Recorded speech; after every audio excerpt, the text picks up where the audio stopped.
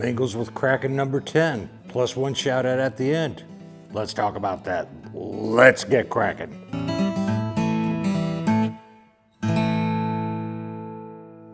Good Moto morning, beautiful people. Welcome. Today is just a quick update to let you know I'm still alive. I haven't been able to get to producing any content of late.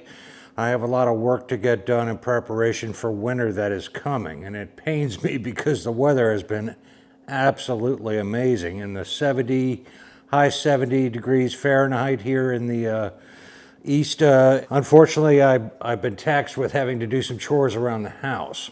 There won't be any content for the next week as Mrs. Kraken and I are going on holiday someplace in the world that we've never been, and I'll post on social media as well as my community page here on YouTube wherever I land, and share a few pictures that you may enjoy, and we'll talk about the place that we go to visit on the next Mingles with Kraken.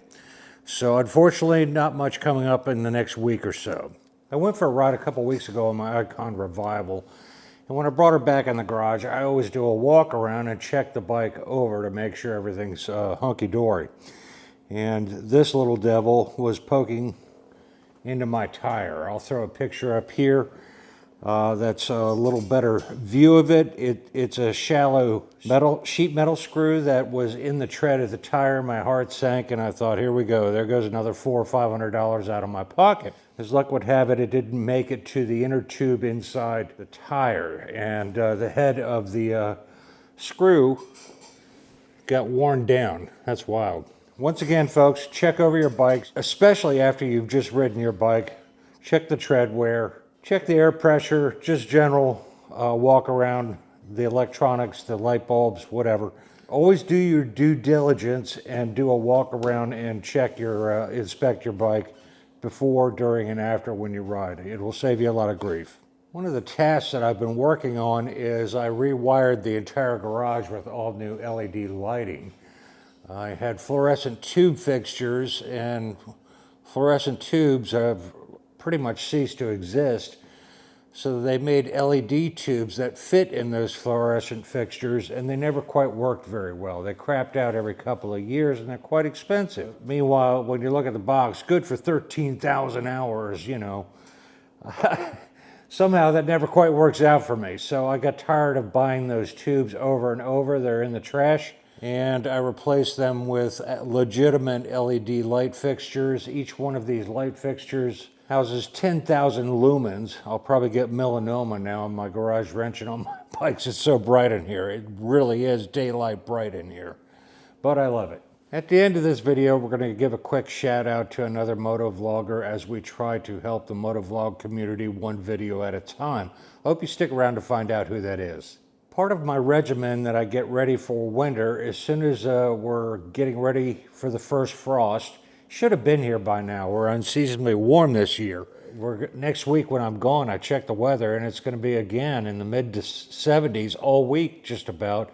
Going to be perfect weather for riding, so I'm kind of salty I'm missing out on that. Normally, after living in Virginia most of my adult life, the first week in November is when it snaps and gets very cold here for riding. As a rider, it's just not happening this year, so that's an anomaly to me. So, folks, get out there and ride if you're enjoying this nice weather. Now, part of my regimen that I was talking about at before I got derailed is I set up mice traps in my garage. They're all over my garage, and I've learned the hard way. I've had them make nests inside the mufflers of my bikes. I've had them chew up wiring harnesses, and in general, pee and poop pretty much all over my bikes in my garage, and it kind of grosses me out. I hate to beat on critters like that, but when you come into Kraken's garage, God help you, you're in for a rough ride. And I've already got my first customer last night, so do your due diligence there as well, folks. If you have critters in your area that tend to run to your garage when it gets too hot or too cold, set up the necessary defense to protect your stuff. Interesting fun fact, the reason why they used to be really bad mice here in the United States on chewing up wiring harnesses is because back in the day, I think 50s and into the 60s, the harness or the plastic coating on the wiring was, I believe, part of the elements of it was peanut oil. So they thought it was snack time and chewed up your wiring harness. And meanwhile, people were out thousands and thousands of dollars. So just a fun fact there. I called up my optometrist. I've reached the point where my prescription needs to be checked. It's been 4 years. And I'm going to probably go with bifocals. I want to hear from riders out there. What are your feelings on bifocals? Because right now I'm rocking reading glasses that you see most of the time in my video, and then I have pretty much the same thing for distance, for driving, nighttime driving, things like that. My eyes have taken another hit over the last 4 years to where I feel like I should have corrective lenses while riding and driving 100% of the time. My question to you guys and gals is, are any of you rocking bifocals? And if so, what are the pitfalls? I spoke to one of my friends that doesn't ride, and he said the only setback he has is he's got to be careful going down staircases, because when you look down, you're looking through the reading part of the bifocal and you can't really see the steps very well. If anybody has any advice or thoughts they'd like to share on that, I'm all ears. I know nothing about this topic. Appreciate it if you would comment down below. And you know what time it is. This week's shout out goes to MinnowMoto. Jerry has 541 subs. He has 120 videos out. I have ridden with this man. I broke bread with this man. He's a solid, good individual. He shows up a lot of motorcycle meetups, and like myself, he travels to meet other riders. I met him at VAM a couple years ago, and he rode with Sean and I and 𝕒𝕗𝕤, and we had a heck of a good time getting to get to know him. Jerry is rocking a Harley-Davidson Pan America. He was one of the early adopters, and on his channel you will see his adventures that he takes on his bike, as well as some of the upgrades he does, and his thoughts on some of the gear reviews.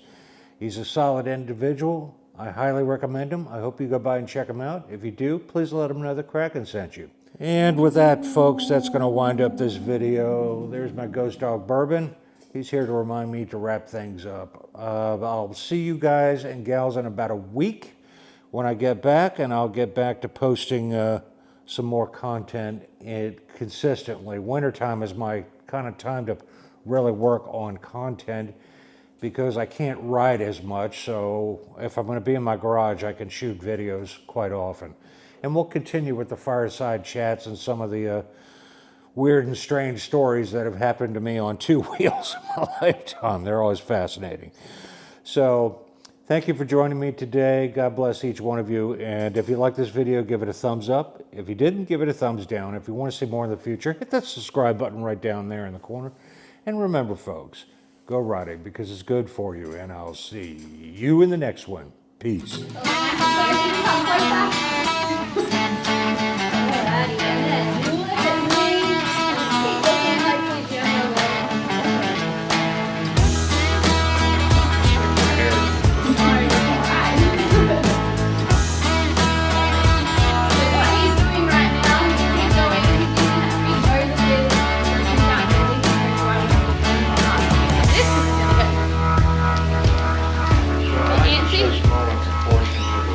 Yeah, so when you look